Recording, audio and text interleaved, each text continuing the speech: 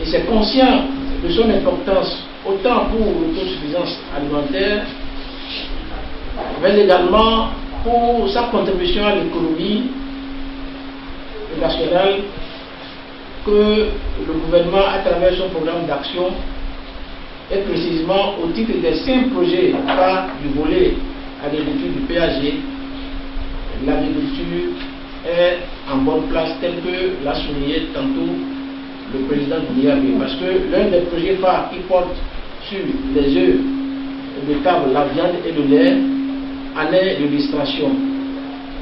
Mais le gouvernement ne s'est pas arrêté là. Le gouvernement, voulant opérationnaliser ce projet phare, a eu récemment lancé un certain nombre d'études de faisabilité, dont une porte exclusivement sur les œufs de table, et a responsabilisé, et c'est là également l'enjeu, les cabinets nationaux pour la conduite de cette étude de faisabilité, dont un état d'avancement a été récemment fait, et nous avons pris conscience des enjeux et des défis à relever pour rendre la filière avicole une filière véritablement compétitive. Les partenaires au développement se sont mis dans la même dynamique pour des accompagnements et soutiens conséquents. Nous vous en remercions profondément, chers partenaires.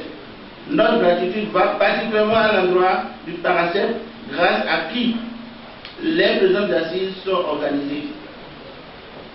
C'est le signe qu'avec la contribution des uns et des autres, quelque chose de fondamental changera en faveur d'un réel développement de notre secteur d'activité. Depuis peu, les acteurs de la filière avicole du Bénin ont intensifié le plaidoyer pour une relance et un réel développement de la production avicole. Et quand nous disons production avicole, dans nos contextes, il est vu deux produits ou plutôt chaînes de valeur, à savoir les œufs de table et les viandes de volaille. Il n'est plus un secret pour personne que depuis très longtemps, les acteurs se sont confinés dans la seule production d'œufs de table pour la simple raison d'importation massive de viande de volaille congelée, distribuée dans un système de concurrence déloyale.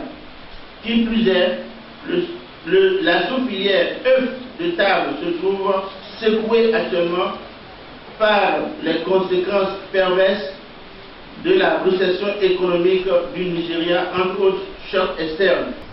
Voilà, cet atelier d'information et d'échange intervient à un moment où, premièrement, le secteur d'activité, c'est-à-dire la filière, s'est restructuré et donc a réformé les organisations professionnelles membres de la fêtière, qui représente donc la filière, a mis en place un certain nombre d'éléments qui lui permettaient de faire face aux challenges qui se dressent devant elle, ou du moins devant ses acteurs.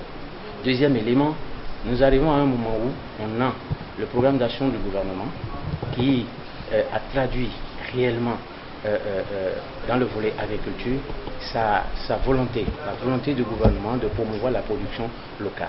Et vous savez, la filière avicole fait partie donc des filières dites prioritaires et porteuses pour l'économie nationale à travers les œufs de table et les viandes de volaille.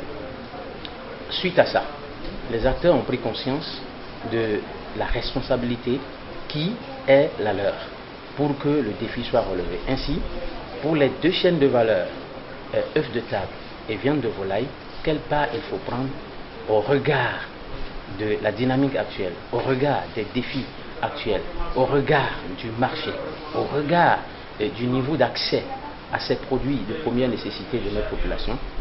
Donc, quelle partition ces acteurs vont jouer? C'est ainsi qu'avec l'accompagnement des partenaires, notamment le PARACEP et le PROCIVA de la GIZ, l'axe du renforcement des capacités a été vu. Quand nous disons renforcement des capacités, ce n'est pas que la formation, il y a beaucoup d'autres choses. Et en la matière, le deuxième élément fondamental, c'est quel service économique on met en place pour les acteurs afin que non seulement ils produisent quantitativement et qualitativement, mais aussi à coût raisonnable.